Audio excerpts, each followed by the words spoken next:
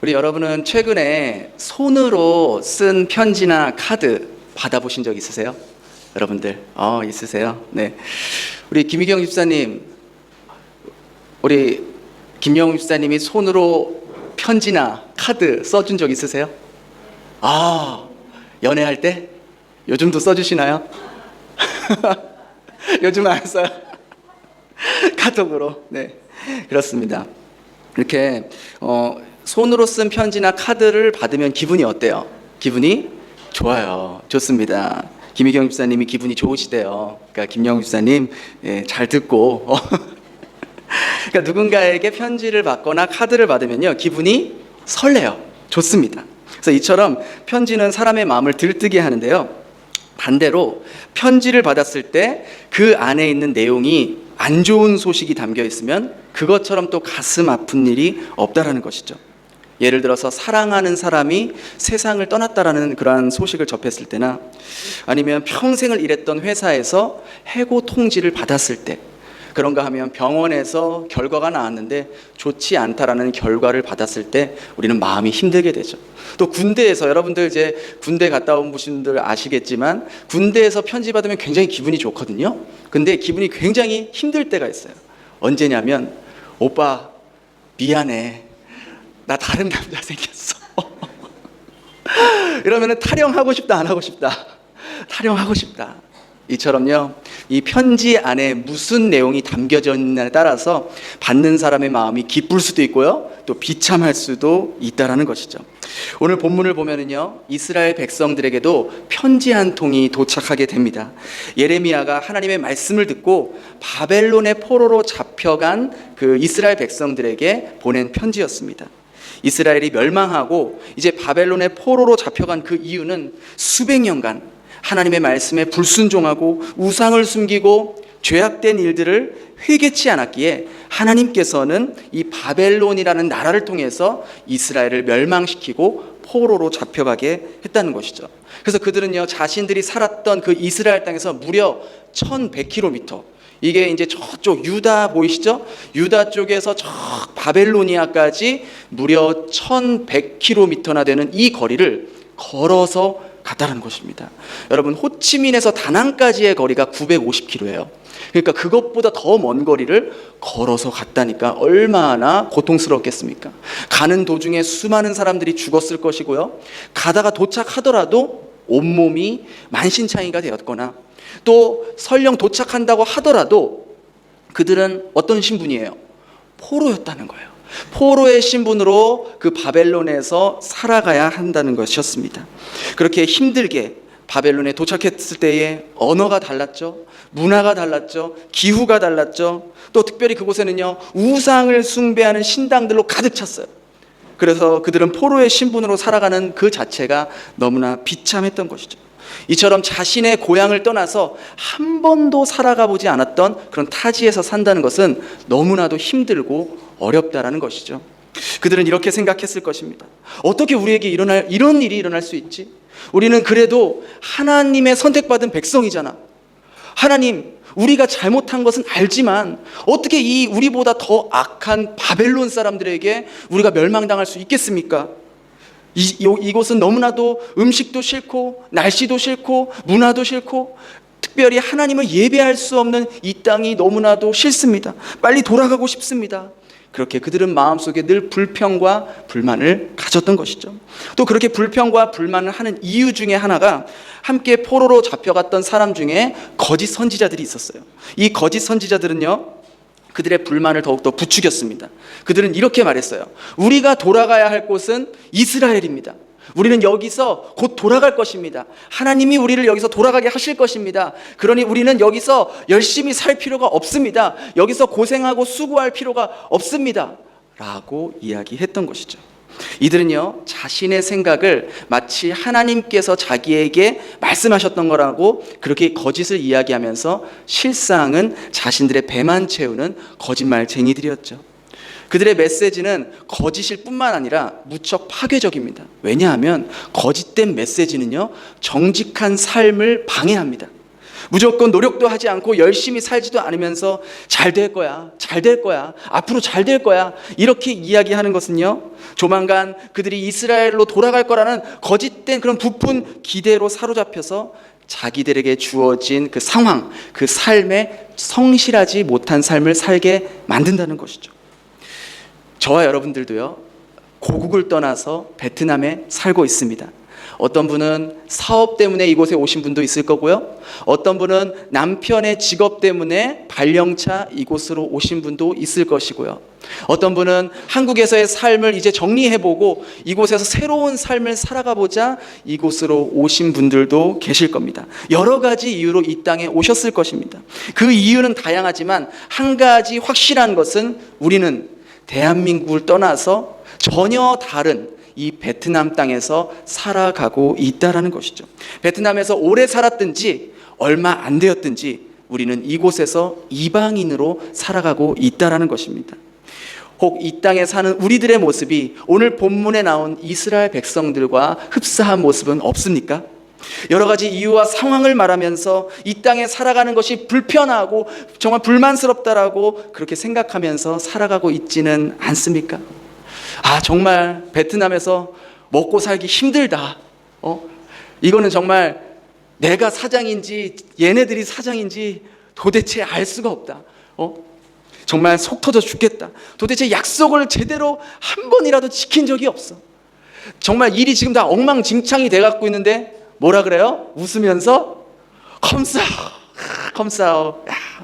어떻게 이렇게 태평하게 컴싸오라고 말할 수 있는지 나는 속이 터져 죽겠는데, 그런가 하면 우리가 몸이 아프면 한국에서는 조그만 병원에 가도 의사 선생님이 간호사들이 친절하게 진료해주고 점검해주면서 병원비도 얼마예요? 1,000원, 2,000원이면 다 해결되는 그런 좋은 나라에서 여기서 아프면은 이건 베트남 병원에 갈 수도 없고 말도 안 통하고 좀 믿기도 힘들고, 그러자니 한국 병원이나 외국 병원 가자니 뭐 청진기 딱딱 뭐 한 번, 두 번, 세 번, 네 번 하더니 진료비 200만 동입니다 하면서, 야, 이거는 진짜 뭐 아픈 사람은 뭐 죽으라는 건지 어떻게 할 수도 없는 이런 상황에 우리가 살고 있습니다. 또 그런가 하면은 또 비자 기간은 왜 이렇게 빨리 돌아와요? 여기서 3개월씩마다 연장하시는 분들은요, 아니 이거 엊그저께 비자 연장한 것 같은데 또 연장해야 되고 또 연장해야 되고, 정말 신경 써야 될 게 너무나도 많다는 거예요. 또 그런가 하면 뭐 라이센스 하나 신청하려면 어떻습니까? 이거 갖고 오라, 저거 갖고 오라, 이거 갖고 오면 또 저거 갖고 오라고 하고, 저거 갖고 오라면 또 다른 거 갖고 오라 그러고, 아니 한꺼번에 한 번에 처음부터 얘기하면은 좀 좋아. 정말 속이 터지는 그러한 경우를 한두 번 겪는 게 아니라는 것이죠. 그러면서 불평하고 불만하고 빨리 베트남에서의 삶을 청산하고 싶은, 오늘이라도 당장 한국으로 돌아가고 싶은 분도 혹 여기 계실지 모르겠습니다. 그런가 하면 또 반대로요, 이곳 생활이 여기가 좋사오니 나를 여기서 묻게 해주시옵소서라는 분도 계세요. 여기 뭐 베트남 한국보다 살기 괜찮지, 뭐 생활비도 싸고 뭐 이 정도면은 좋은 나라지. 한국에 있었으면 집안일, 빨래, 청소, 요리, 애 봐야지, 이거 내가 다 해야 되는데 여기 있으면은 우리 아주머니들이 다 해주고, 그래서 우리 아내분들이 우리 남편들에게 여보 여기서 오래오래 일해줘 이렇게. 나는 이제 한국에 가면 못 살아. 그래도 곧 추석 돌아오잖아요. 그러면 다 추석이면 우리 엄마들 얼마나 피곤해요. 며느리들 시댁에 가서 요리해야지, 그 시댁 식구들 다 이거 해줘야지. 근데 여기 있으니까 어머니 죄송해요, 제가 베트남에 있어서 계좌로 돈 보내드렸어요 하면 얼마나 깔끔하게 다 해결이 되잖아요. 그러니까 얼마나 여기가 얼마나 좋습니까? 이렇게 생각하는 사람들도 많다는 것이죠.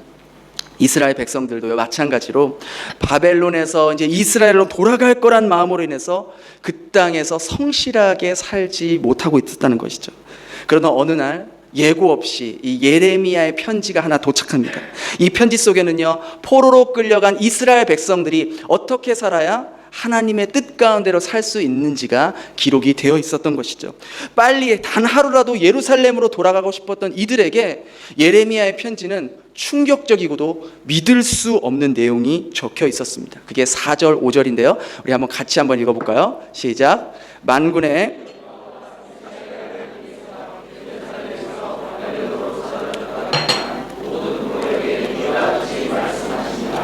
너희는 집을 짓고 거기에 살며. 그들은 하루라도 빨리 예루살렘으로 돌아가고 싶었어요. 이스라엘로만 돌아가기 원했던 그들에게 하나님은요, 바벨론에서 집을 지으라고 합니다. 거기서 살라고 합니다. 당장이라도 돌아가고 싶었는데 그 편지를 읽은 그 사람들은요, 자신의 눈을 의심했고 그 말을 들었던 귀를 의심했던 것이죠.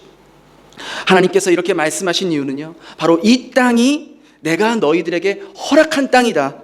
너희는 여기서 잠깐 있다 떠날 게 아니다. 너희는 놀러 온 것도 아니고 현장 학습하러 온 것도 아니다. 너희들이 살 곳이 바로 이 땅이다라고 말씀하신 거예요. 너희들이 머물러야 할 곳이 이곳이다. 그러니 땅을 짓고 집을 짓고 거기에 살으라는 것이죠. 이 말은요, 집을 짓고 살라는 말은 그곳의 환경에 맞춰서 생활하라는 의미예요. 그저 둘러앉아서 이스라엘로 돌아갈 날만 기다리면서 시간 낭비하면서 그렇게 살지 마라. 비록 이곳이 너희들이 원하는 곳은 아니지만 내가 너희를 이곳으로 보냈으니 이곳의 환경에 맞춰서 살아가라라는 하나님의 말씀이었던 것이죠. 하나님은요, 오늘 베트남에 살아가는 오늘날 우리들에게도 동일하게 말씀합니다. 이곳이 한국과 같지 않지만 이곳 역시 내가 너희들에게 허락한 땅이다. 불편한 점도 많이 있고 힘든 점도 많이 있겠지만 언제까지 그렇게 불평만 하며 살 것이냐? 언제까지 한국으로 돌아갈 것만 생각하며 이 하루하루를 낭비하며 살아갈 것이냐라고 말씀하시는 것이죠. 그런다고 너희들의 인생의 변화가 있느냐? 비록 이곳이 사회주의 국가이지만 이곳 역시 나 여호와가 통치하는 바로 이 땅이다. 그러하기에 내가 너희들을 이곳으로 보냈으니 너희들은 이곳의 환경에 맞춰서 최선을 다해 성실하게 살아갈 때 나 여호와 하나님이 너희들에게 필요한 것을 공급해 주겠다라는 약속의 말씀인 것이죠. 그러면서 더 구체적으로 어떻게 살아야 하는지 말하고 있습니다. 텃밭을 만들고 그 열매를 먹으라고 기록합니다. 이 말은요, 그 나라의 계절의 리듬에 맞춰서 살라는 말이에요. 즉 이곳의 현지화가 돼야 한다는 것이죠. 즉 바벨론의 땅을 연구하고요, 그 기후를 연구하고 그곳에 있는 농사를 지으면서 과일과 채소를 재배하고 생산적인 사람이 되라는 하나님의 말씀입니다. 그것이 너희들이 살 길이다. 이와 같이 하나님은요, 이 땅 베트남에서 살아가는 우리들에게 베트남 경제의 생산적인 일원이 되라고 말씀하는 거예요. 선한 영향력을 주는 사람이 되라고 말씀하는 겁니다. 베트남의 문화, 베트남의 경제, 베트남의 기후, 베트남의 날씨, 베트남 사람들의 습성, 또 소비 심리, 이런 것들을 잘 연구해서 땀 흘려 일하라는 거예요. 어떻게 하면 열심히 일하지 않고 돈 벌 수 있을까? 어떻게 하면 손쉽게 뭔가를 얻을 수 있을까? 이런 생각을 버리라는 것이죠. 과수원도 만들고 열매를 따라는 것은요, 가만히 앉아서는 아무것도 얻을 수 없다라는 말입니다. 그러하기에 땀 흘려 과수원도 만들고 열매를 따는 것처럼 이곳에서 성실하게 이곳의 기후, 문화, 베트남 사람들의 기호를 잘 조사하고 연구해서 최선을 다해 열심히 일할 때에 베트남의 경제에 도움이 되고 또 선한 영향력을 주는 사람이 될 수 있다라고 말씀하시는 것이죠. 2007년에 아무것도 없는 허허벌판에 작은 사무실 하나 렌트해서 시작한 회사가 있습니다. 그런데 지금 13년이 지난 지금은요, 베트남 전국에 매장만 41군데, 판매, 영업, 공장 직원만 2,500명, 연 평균 매출 600억 원, 그리고 7년 연속 베트남 사람들에게 사랑받는 10대 브랜드에 들어가 있고요. 또 대한상공회의소에서 베트남에서 현지화되어서 가장 성공한 기업, 어떤 기업인 줄 아십니까? 바로 락앤락입니다. 락앤락은요, 소비자의 95%가 베트남 사람일 정도로 완벽하게 현지화된 회사인 거예요. 그러면서 락앤락이 수많은 경쟁 회사들을 제치고 이렇게 성장할 수 있었던 비결은요, 락앤락은 처음부터 고객 대상을 베트남 사람으로 타켓을 잡았던 것이죠. 그러면서 베트남 사람들의 소비 심리를 조사하고 연구하고 특별히 그 품질 퀄리티로 승부하겠다라는 그 자부심을 갖고 끊임없이 고객들에게 어필하고 브랜드를 강조했던 것입니다. 락앤락의 제품 중에서요, 이 특허 기술이 많이 있지만요, 제가 특별히 준비를 했습니다. 이 뚜껑. 네. 이 뚜껑이 무슨 뚜껑인지 아십니까? 그 특허받은 뚜껑이에요. 이 날개가 100만 번을 접어도 끊어지지 않는데요. 제가요 100만 번을 진짜 접었다 폈는지 확인해 보지 못했어요. 이 100만 번 피려면 얼마나 많이 해야 돼?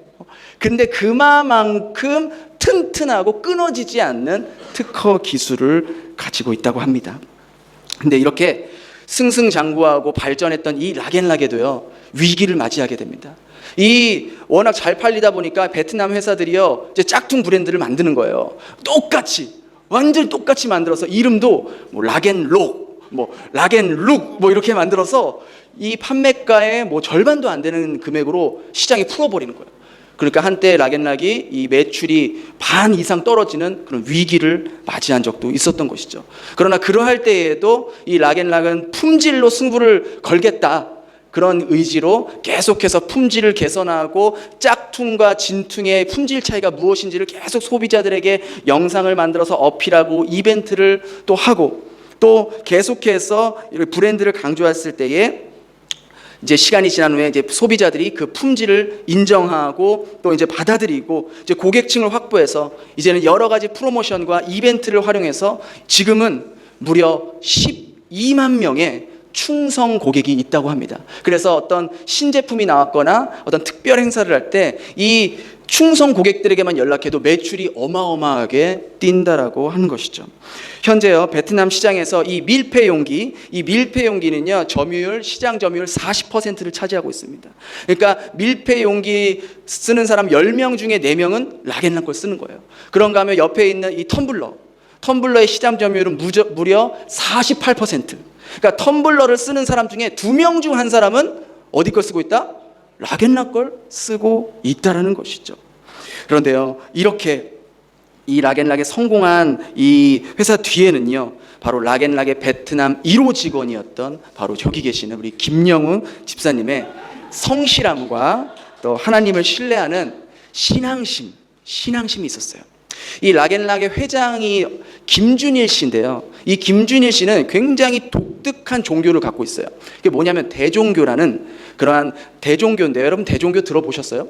대종교는요 단군을 숭배하는 그러한 종교입니다. 그러면서 우상 숭배와 무속 신앙이 결합된 그러한 종교였어요. 근데 이 김준일 씨가 한국에서도 그렇고 어디에서 중국에서도 마찬가지로 매장이나 공장을 오픈할 때마다 혹은 기공식 할 때마다 어마어마한 제사를 지냈어요.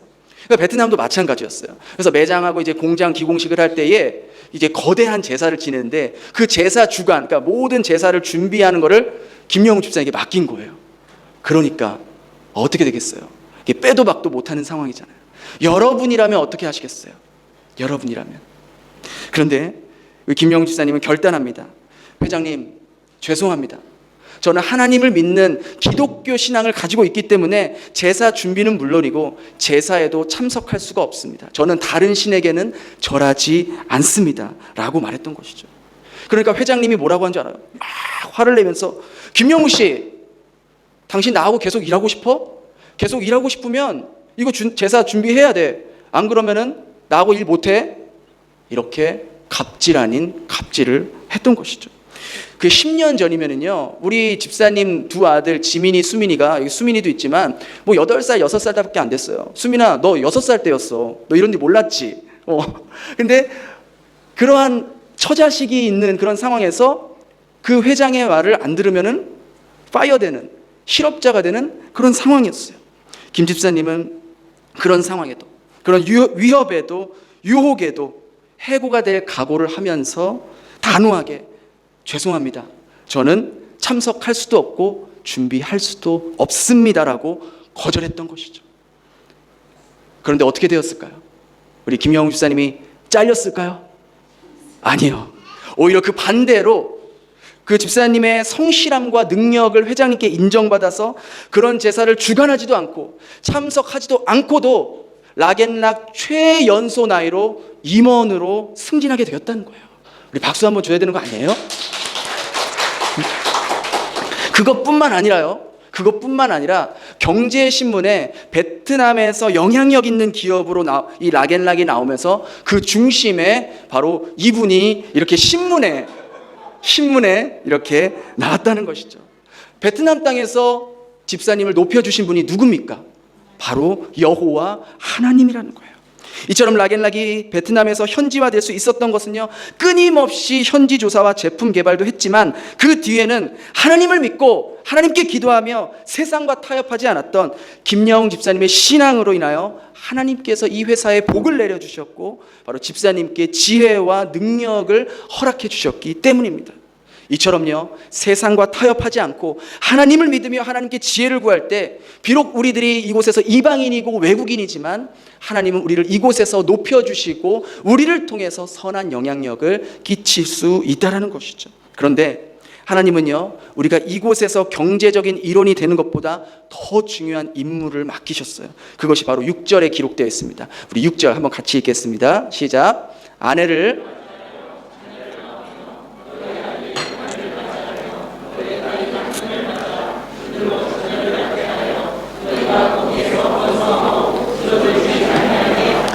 이 말은요, 바로 바벨론 땅에 살면서 다음 세대를 준비하라는 말입니다. 왜 이것이 중요하냐면요, 이제 이 이스라엘은요 70년 동안 포로 기간을 채워야 돼요. 그게 하나님의 뜻입니다. 그런데 70년이 지난 이후에 다시 이스라엘로 돌아왔을 때 믿음의 다음 세대들이 있어야만이 이스라엘로 돌아와도 성전을 재건할 수 있고 하나님을 예배할 수 있는 사람들이 남아있기 때문에 하나님은 바로 다음 세대들을 준비하라고 말씀하는 겁니다. 우리들 역시 마찬가지예요. 비록 이곳에서 이 베트남이라는 신앙으로 제한적인 이 상황에서 우리는요 신앙생활하고 있지만 우리 자녀들에게 하나님을 믿는 여호와 신앙을 우리가 심어줘야 된다고 노력해야 한다는 것이죠. 우리 아이들이 예수님을 믿고 하나님의 자녀가 되고 더 나아가 이제 이들이 무너져가는 한국 교회의 리더가 될 수 있도록 우리 어른들이, 우리 부모들이 먼저 이들에게 최선을 다해서 이 아이들에게 믿음과 하나님을 알려야 한다는 것이죠. 누가 우리 아이들을 책임지겠습니까? 누가 우리 아이들에게 하나님의 말씀을 전하겠습니까? 바로 부모된 우리들이, 어른된 저와 여러분들이 이것을 해야 된다는 거예요. 지금부터 준비를 해야 된다는 것입니다. 우리 아이들이요, 이곳에서 초등학교, 중학교, 고등학교까지 공부합니다. 대학교까지 공부하는 친구들도 있지만 대부분이 여기까지 고등학교까지 공부해서 한국이나 다른 해외로 나갑니다. 그러면은요, 이 아이들이 거기서부터 진짜 영적 전쟁이 시작되는 거예요. 그때부터 홀로 서기가 시작되는 거예요. 근데 여기서 우리가 잘 준비하면은 그 아이들이 어딜 가든지 여호와 하나님만을 믿는 그 신앙을 붙들고 살아갈 수 있을 것입니다. 그러나 그것이 실패한다면 그들은 세상 속에서 세상의 문화와 세상의 재미에 빠져서 하나님을 잊어버리는 세대가 되게 된다는 것이죠. 우리가 요즘같이 코로나 시대에요, 지난 8월 14일부터 16일까지요, 요 푸미흥교회에서 또 우리 여름 성경학교를 시작했습니다. 우리 3일 동안 박성태 목사님과 우리 초등부 선생님들이요 얼마나 수고하면서 아침부터 오후까지 3일 동안 수고했는지 몰라요. 하나님은 나를 사용하세요라는 그러한 주제를 가지고 그렇게 아이들과 기쁘게, 또 우리 집사님들이 얼마나 헌신했는지 몰라요. 여기 지금 여기에 나오는 사진들은요 다음 세대의 리더들이에요. 미리 사인 받아 놓으세요. 예? 그래서 잘 보이셔야 돼요. 여기 나온 사람들을요. 네, 잘 보이십시오. 우리 예준이 아주 머리를 쥐어짜고 있어요. 나 왜 이렇게 나왔나? 네. 저기 뭐 보면은 꽃과 같은 딸이 있어요. 너무 예쁘죠? 해맑게 웃는. 바로 이런 아이들이 다음 세대의 우리 리더라는 말입니다. 이 아이들이 바로 하나님을 영화롭게 한다라는 그러한 마음을 품고 이 땅에서 계속해서 살아가는 거예요. 우리 집사님이 얼마나 수고했는지 몰라요. 계속 아침에 나와서 저녁까지 우리 아이들 섬기느라고 이렇게 다음 세대를 준비하는 이 모습이 바로 하나님이 기뻐하시고 이 아이들이 이제 한국이나 해외로 갔을 때에 바로 무너진 한국 교회를 다시 수축하는 그러한 영적 리더들이 된다라는 것이죠. 그 일을 위해서 우리는 최선을 다하고 끊임없는 노력을 해야 된다라는 거예요. 그런데 우리가 이처럼 이 땅에서 생산적인 일원이 되고 또 다음 세대들을 믿음으로 양육하기 위해 반드시 필요한 것이 있는데 그게 바로 7절에 기록되어 있습니다. 우리 7절 한번 같이 읽겠습니다. 시작.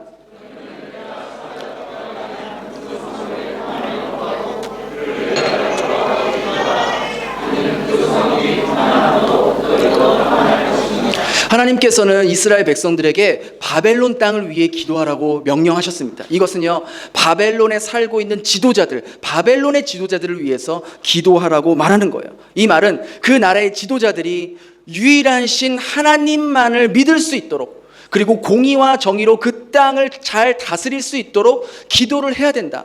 그리고 그들이 그렇게 잘 다스릴 때만이 너희들이 평안하게 살 수 있다라고 말씀하신 겁니다. 이것은요, 오늘을 살아가는 우리들에게도 동일하게 적용됩니다. 이 땅에서 살면서요, 우리는요, 바로 베트남 땅을 위해서, 또 베트남의 지도자들을 위해서 우리는 끊임없이 기도를 해야 한다라는 거예요. 물론 우리 대한민국의 지도자들을 위해서 기도하는 것도 중요하지만, 하나님께서 허락하신 이 땅에, 바로 이 땅을 위해서, 이 땅의 지도자들을 위해서 그들이 하나님만이 유일신이며 심판자이심을 깨닫고 이 땅이 정말 정의와 공의로 다스릴 수 있도록, 잘 관리할 수 있는 그러한 사람들이 될 수 있도록 우리는 이 땅을 위해서, 이 지도자들을 위해서 기도해야 된다는 것이죠. 이것이 바로 하나님께서 우리들에게 원하는 모습이에요. 그동안 우리들은요, 얼마나 베트남을 위해서 기도했습니까? 얼마나 베트남의 지도자들을 위해서 기도를 했습니까? 저도 이 말씀을 준비하면서 나는 진심으로 이 나라의 지도자들을 위해서 기도를 했나 돌아보니까 그러지 못한 저의 모습을 회개하게 되었습니다. 여러분 생각해 보십시오. 만약 베트남이요, 지금 한국이나 미국과 같이 코로나가 막 다 퍼져 있어가지고 그렇게 막 난리가 났다면, 여러분이 여기서 생산적인 그러한 회사 생활이나 업무를 그렇게 자유롭게 할 수 있겠습니까? 코로나가 퍼져서 우리가 이처럼 정말 이렇게 모여서 예배 드릴 수 있겠습니까? 그렇다면 우리가 다음 세대 아이들을 준비하는 그러한 일들을 잘 감당할 수 있겠습니까? 혹시라도 반한 감정이라도 일어나서 베트남 사람들이 한국 사람을 싫어하고 미워하고 증오한다면 저와 여러분들이 여기서 평안하게 살 수 있겠습니까? 만약에 한국과 베트남의 관계가 좋지 않게 되어서 정부 관리자들이 우리 회사들을 곱지 않은 시선으로 봐서 당장 나가라고, 뭐 여기서 트집 잡으려면 얼마든지 트집 잡을 수 있잖아요. 그래서 뭐 이거 잘못했으니까 나가. 그리고 우리 교회도 곱지 않은 시선으로 봐서 너희들 이런 거 잘못했으니까 나가. 그러면 우리는요, 다 여기 있는 거 다 놔두고 빈손으로 나가야 돼요. 우리가 법적으로 싸움들 이길 수 있겠습니까? 우리는요, 이곳에 살고 있는 약자이고 이방인이고 외국인이라는 것을 잊지 않고 살아야 된다는 것이죠. 그러하기에 이 땅 베트남이 평안하도록 우리는 기도를 해야 되는 거예요.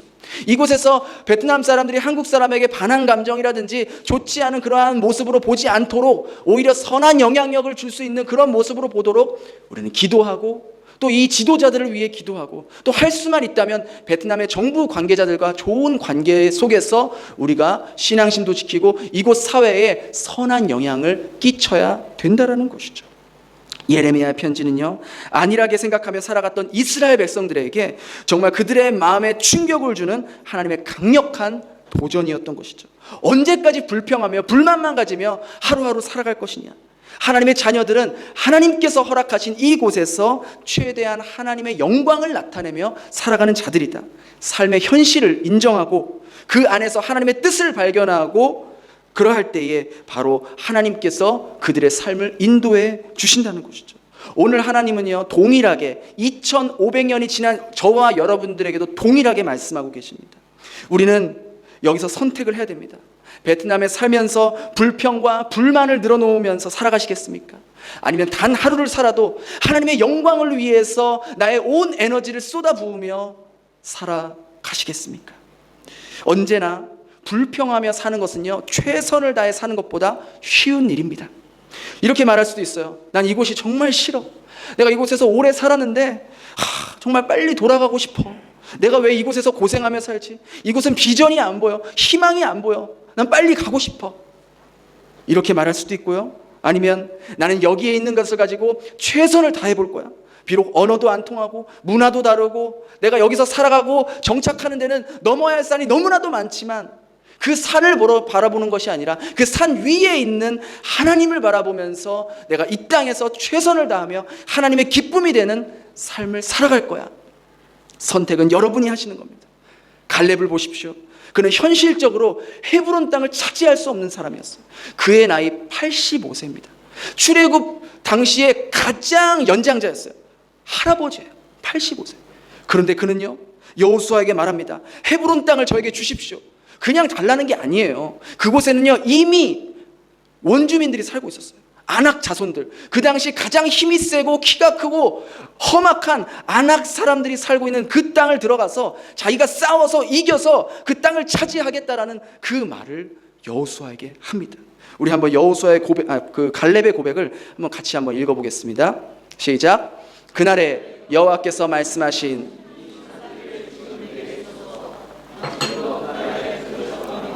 그곳에는 여호와께서 나와 함께 하시면 내가 여호와께서 말씀하신 대로 그들을 쫓아. 갈렙이 강조한 말이 무엇입니까? 그 성읍 사람들이 크고 견고할지라도 여호와께서 나와 함께 하시면, 여호와께서 나와 함께 하시면 내가 쫓아낼 수 있다라고 그는 하나님을 바라보는 믿음을 보았습니다. 바로 이 갈렙의 믿음이 저와 여러분의 믿음이 되길 축복합니다. 하나님과 함께 한다면 넘지 못할 산이 없습니다. 하나님께서 함께 하신다면 건너지 못할 강이 없습니다. 하나님께서 함께 하신다면 이루지 못할 비전이 없다는 것이죠. 광야에 길을 내시며 사막에 물을 내시는 그 여호와께서 나와 함께 하신다면 비록 우리는 이곳에서 약자이고 외국인이고 이방인이지만 하나님께서는 우리들을 여기서 존귀하게 사용하시고 우리들을 높이시고 또 믿음의 다음 세대들을 준비하게 하시고 우리들을 통해 바로 이 땅을 하나님의 나라로 고쳐 나가게 될 것입니다. 그러한 은혜가 저와 여러분들에게 있기를 주님의 이름으로 축원합니다. 우리 기도하겠습니다. 하나님, 그동안 하나님께서 보내주신 이 땅에서 성실하게 정직하게 열심히 살지 못했던 저희들의 모습을 이 시간 회개합니다. 저희들의 안일한 생각과 잘못된 마음들을 바로 잡겠습니다. 이 시간 이후부터 하나님이 보내주신 이 땅에서 하나님을 의지하며 최선을 다해 하나님의 비전을 가슴에 품고 성실하게 살아가는 저희들이 되게 하여 주시옵소서. 하나님 도와주시옵소서. 저희들의 의지와 힘으로는 이것을 이룰 수 없으니 주께서 도와주시고 이 베트남에서 선한 영향력을 나타내며 이곳에 필요한 일원으로 살아갈 수 있도록 인도하여 주시옵소서. 하나님과 함께 한다면, 여호와가 나와 함께 한다면 아무리 힘들고 어려운 베트남의 삶이라 할지라도 이겨낼 수 있습니다. 문제는 저희들의 믿음입니다. 저희들의 믿음이 하나님을 향한 온전한 믿음이 될 수 있도록 이끌어 주시고 믿음을 더하여 주시옵소서. 오늘 말씀 잊어버리지 않고 우리 가슴속에 잘 담아 오늘부터 말씀대로 하나님만 의지하며 최선을 다해 살아갈 수 있는 저희들이 되게 하여 주시옵소서. 예수님 이름으로 기도드립니다. 아멘.